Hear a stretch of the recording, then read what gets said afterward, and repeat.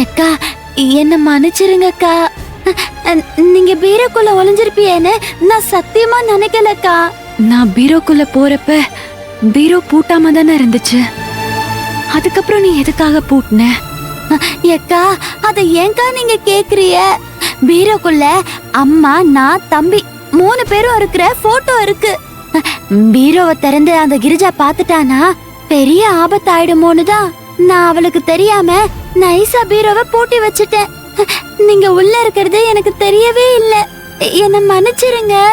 பரவாயில்ல விடு, நீ என்ன தெரிஞ்சா பண்ண.